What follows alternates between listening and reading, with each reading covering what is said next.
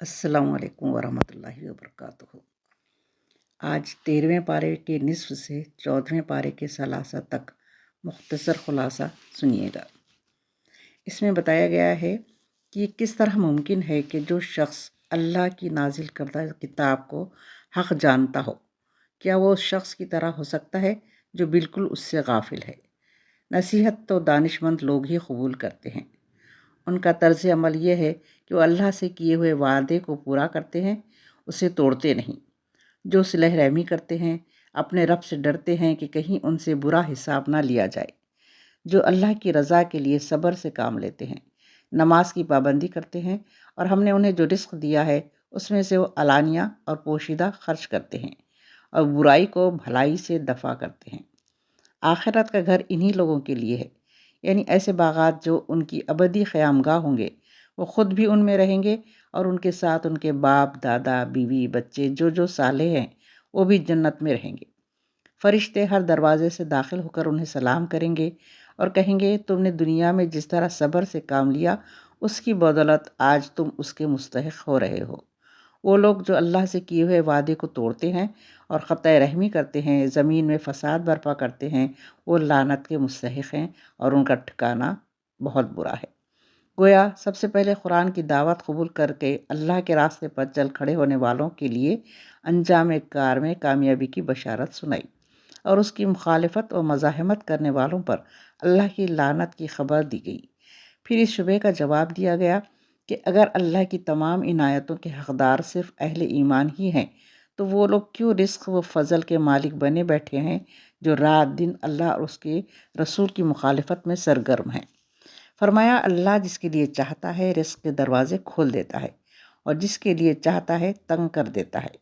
جس کے لیے وہ کشادہ کرتا ہے، اس سے چاہتا ہے کہ وہ اپنے رب کا شکر گزار بندہ بنے، اور جس کے لیے تنگ کرتا ہے اس سے وہ چاہتا ہے کہ صبر کرے۔ اسی صبر اور شکر پر دین کی ساری عمارت کھڑی ہے۔ جو لوگ اس دنیا کے کنکر پتھر پا کر غرور میں آخرت کو بھلا بیٹھے ہیں، وہ جب آخرت کے دن صابرین اور شاکرین کے اجر کو دیکھیں گے، تب انہیں اندازہ ہوگا کہ نہایت ہی حقیر چیز کے لیے انہوں نے آخرت کی بادشاہت کھو دی۔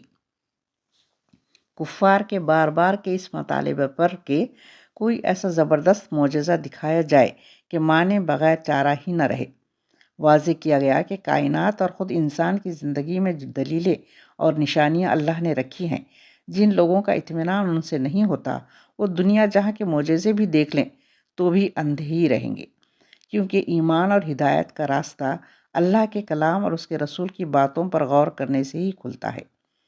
شرک اور اللہ کے ساتھ ٹھہرائے ہوئے شریکوں کی حقیقت بیان کی کہ ان کی کوئی بنیاد نہیں، یہ محض من گھڑت باتیں ہیں۔ اس فریب میں مبتلا ہو کر جنہوں نے اللہ کے راستے سے منہ موڑا، وہ اس دنیا میں بھی عذاب سے دوچار ہوں گے، اور آخرت کا عذاب تو اس سے کہیں زیادہ سخت ہوگا۔ کوئی شفیع یا شریک وہاں انہیں بچانے والا نہ ہوگا۔ سورہ ابراہیم میں اللہ تعالیٰ نے شرک اور اسلام کے فرق کو بہترین مثال سے واضح فرمایا کہ شرک کے جس نظام پر تم زندگی بسر کر رہے ہو، کہ اپنے من مانے احکام چلا رہے ہو، اس کی کوئی بنیاد نہ زمین میں ہے نہ آسمان میں۔ اس کی مثال گندگی کے ڈھیر پر اگے ہوئے ایک ناپاک اور کانٹے دار پودے کی ہے جو ذرا سی حرکت سے اکھاڑ پھینکا جا سکتا ہے۔ اگر یہ اب تک برقرار ہے تو اس وجہ سے کہ ابھی ایسا کوئی ہاتھ نہیں آیا جو اسے اکھاڑ پھینکے۔ اب اللہ نے وہ ہاتھ پیدا کر دیے ہیں تو تم دیکھو گے کہ کتنی جلدی سارا قصہ پاک ہو جائے گا۔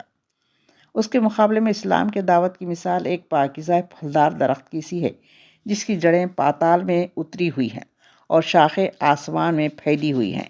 اللہ تعالیٰ اہل ایمان کو دنیا میں مضبوط اور مستحکم کرے گا اور آخرت میں بھی سرخروئی بخشے گا، بشرطے کہ وہ صبر اور استقامت کے ساتھ حق پر ڈٹے رہیں اور اس راہ میں پیش آنے والی آزمائش کا اللہ پر بھروسہ کرتے ہوئے مقابلہ کریں۔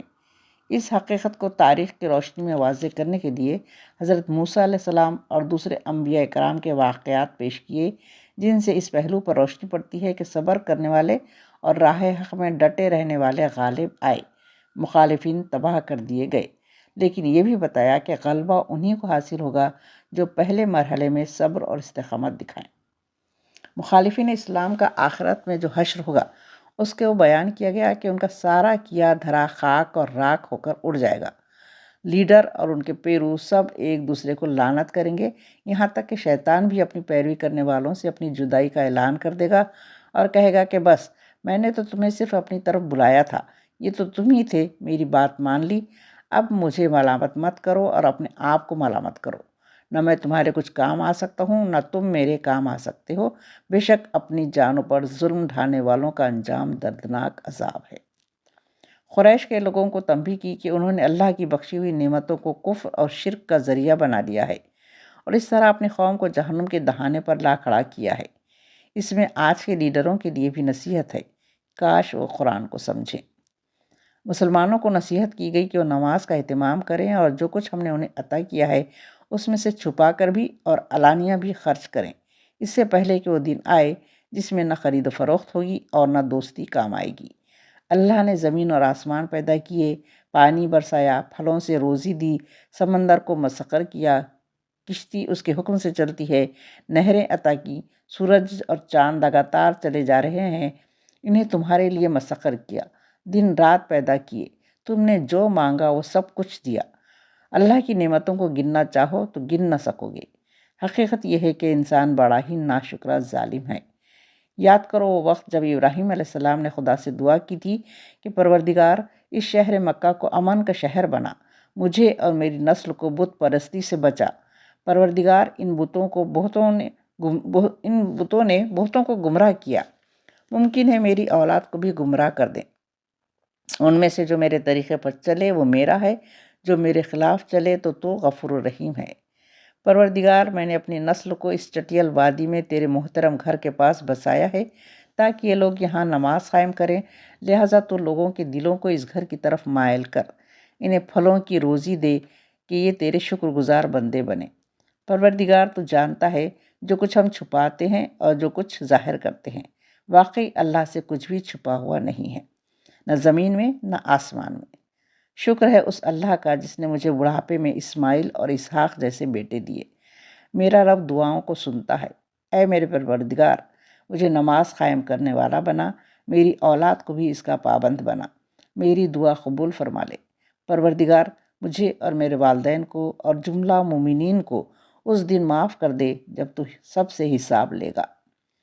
اللہ کو ان ظالموں کے کرتوت سے بے خبر نہ سمجھو، وہ ان کو بس اسی دن کے لیے ٹال رہا ہے جس دن نگاہیں پھٹی کی پھٹی رہ جائیں گی اور وہ سر اٹھائے ہوئے بھاگ رہے ہوں گے، ٹکٹکی بندھی ہوگی اور ان کے دل اڑے ہوئے ہوں گے اور وہ فریاد کریں گے، اے ہمارے رب، ہمیں تھوڑی سی مہلت اور دے، ہم تیری دعوت کو قبول کر لیں گے اور رسولوں کی پیروی کریں گے۔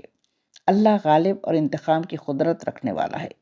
اس دن کو یاد رکھو جس دن یہ زمین دوسری زمین میں بدل جائے گی اور آسمان بھی، اور سب اللہ واحد کے سامنے پیش ہوں گے، اور تم مجرموں کو اس دن زنجیروں میں جکڑا ہوا دیکھو گے، ان کے لباس گندک کے ہوں گے اور ان کے چہرے پر آگ چھائی ہوئی ہوگی، تاکہ اللہ ہر جان کو اس کی کمائی کا بدلہ دے، اور اللہ کو حساب چکاتے کچھ دیر نہیں لگے گی۔ یہ لوگوں کے لیے ایک اعلان ہے تاکہ اس کے ذریعے وہ آگاہ کر دیے جائیں اور جان لیں کہ وہی ایک معبود ہے، اور اہل عقل اس سے یاد دہانی حاصل کر لیں۔ سورہ حجر میں حضرت صلی اللہ علیہ وسلم کو خطاب کر کے یہ اطمینان دلایا گیا کہ یہ قرآن بجائے خود ایک نصیحت ہے۔ اگر یہ لوگ اس کو نہیں مان رہے ہیں تو یہ کوئی انوکھی بات نہیں ہے، ہمیشہ سے رسولوں کو جھٹلانے والوں کی یہی روش رہی ہے۔ آپ کو تو جو کچھ حکم ملا ہے اس کو اعلان سناتے رہیے اور مشرکوں سے دامن بچائیے، ہم آپ کی طرف سے ان سے نمٹنے کے لیے کافی ہیں۔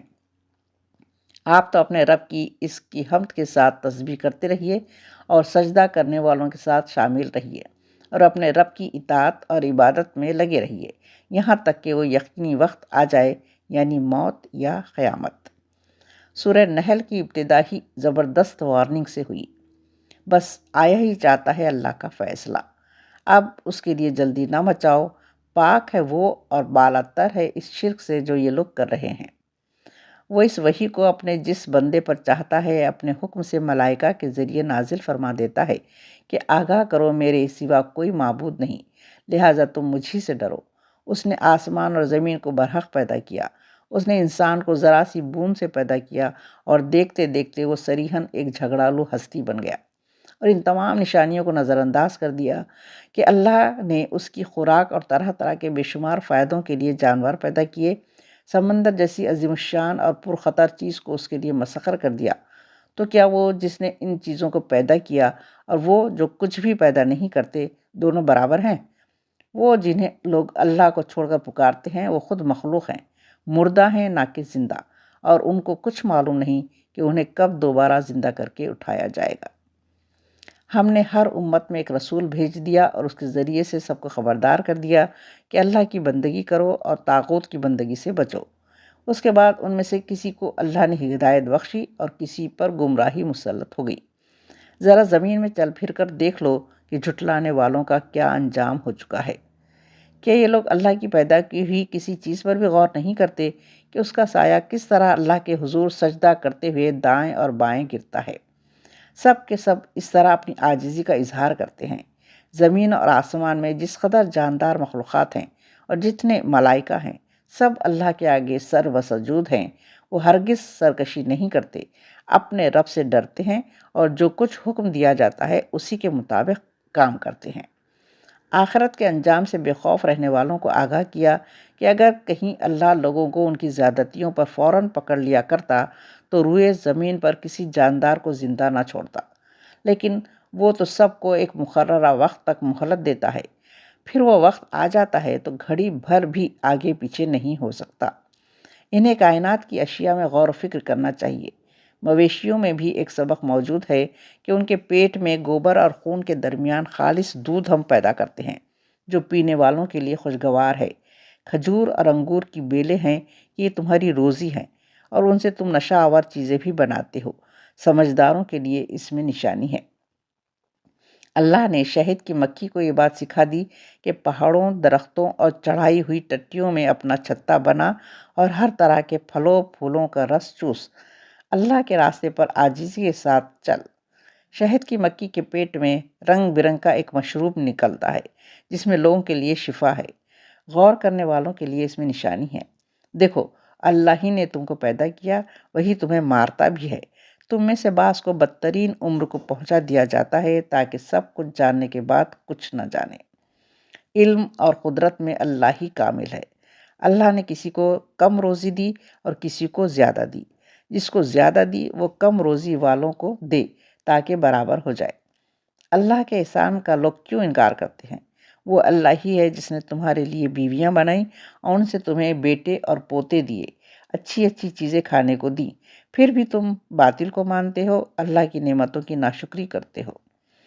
ان منکروں کو کچھ ہوش بھی ہے کہ اس روز کیا بنے گا جب کہ ہم ہر امت میں سے ایک گواہ کھڑا کریں گے، پھر منکروں کو نہ حجتیں پیش کرنے کا موقع دیا جائے گا، نہ توبہ اور استغفار کا، اور ان کے عذاب میں کوئی کمی کی جائے گی۔ اے محمد صلی اللہ علیہ وسلم، انہیں اس دن سے خبردار کر دیجئے جب آپ کو ان کے مقابلے میں شہادت کے لیے کھڑا کیا جائے گا۔ یہ اسی شہادت کی تیاری ہے کہ ہم نے یہ کتاب آپ پر نازل کر دی ہے، جو ہدایت، رحمت اور بشارت ہے ان لوگوں کے لیے جنہوں نے سر تسلیم خم کر دیا۔ اللہ تعالی ہمارا نام بھی ان میں شامل فرما دے۔ اللہ تعالی ہم سب کو قرآن پڑھنے، اس کو سمجھنے اور اس پر عمل کرنے کی توفیق عطا فرمائے۔ آمین یا رب العالمین۔